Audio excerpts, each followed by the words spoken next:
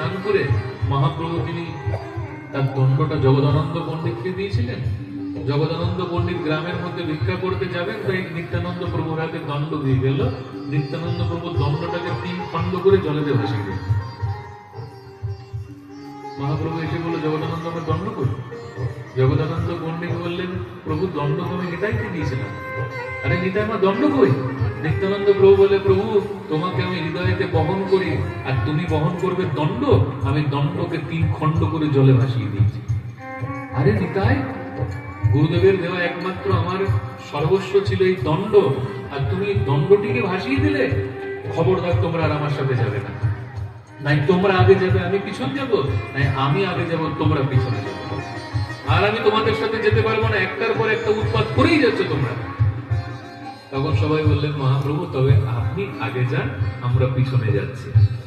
মহাপ্রভু সম্মুখে সম্মুখে যাচ্ছেন, আর পিছন পিছন কীর্তন করতে করতে সেই 4 জন, মনে আছে 4 জনের নাম? নিত্যানন্দ, জগদানন্দ, দামোদর এবং মুকুন্দ। হরে হরে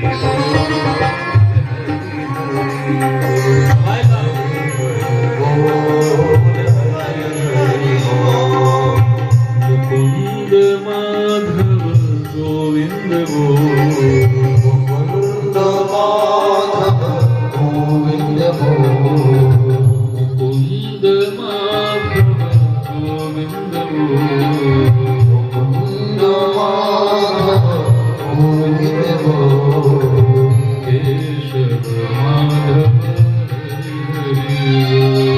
কেশব মাধব হরি হরি কেশব মাধব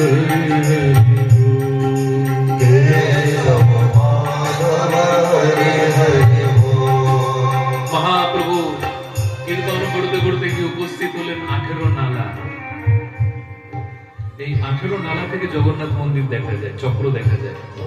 মহাপ্রভু হা জগন্নাথ বলে সেখানে প্রণাম করলেন। নীলাচল নিবাসায়, আমার সাথে সাথে সবাই প্রণাম করেন তো জগন্নাথকে, সবাই বলেন নীলাচল নিবাসায়।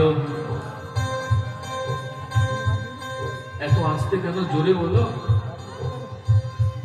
কালকের মতো না হলে আবার কিন্তু প্রতিযোগিতা লাগিয়ে দেবো। সবাই জোরে বলো, নীলাচল নিবাসায় নীলাচল নিবাসায় নিত্যায় পরমাত্মনে নিত্যায় পরমাত্মনে বলভদ্র সুভদ্রাভ্যাম বলভদ্র সুভদ্রা জগন্নাথায় তে নমঃ। জগন্নাথ নীলাচল নিবাসায়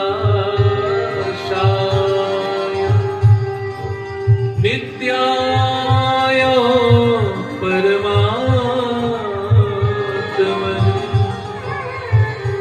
বলভদ্র সুভদ্রাভ্যাম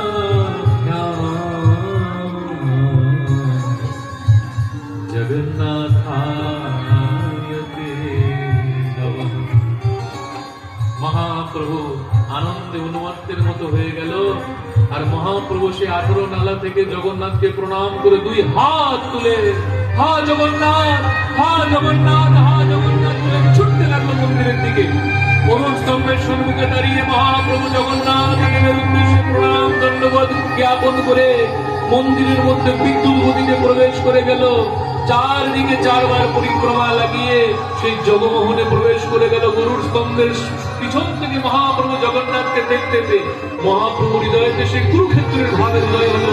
আজ 100 বছর পরে রাধা রানী গোবিন্দকে দেখে কুরুক্ষেত্রতে যেরকম বিমোহিত হয়ে গিয়েছিল, সেই প্রকার মহাপ্রভু দেখে 2 হাত তুলে হা জগন্নাথ, হা জগন্নাথ বলে মহাপ্রভু মন্দিরের দিকে ছুটতে লাগলো জগন্নাথের দিকে। দাঁড়াও দাঁড়াও দাঁড়াও, কে তুমি? তুমি কোন দিকে যাচ্ছ?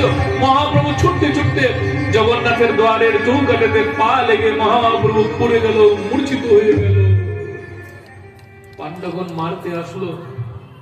সার্বভৌম ভট্টাচার্য বলে জগন্নাথ মন্দিরের যে পুরোহিত ছিলেন, দাঁড়াও দাঁড়াও, মারছো কেন? সন্ন্যাসী দেখতে পাচ্ছ না, মারছো কেন? ও সন্ন্যাসী? হ্যাঁ দেখছো না, অরুণ বস্ত্র পরিধান করে আছে, শিখাসূত্রহীন সন্ন্যাসী তো। কেউ একে মারবে না।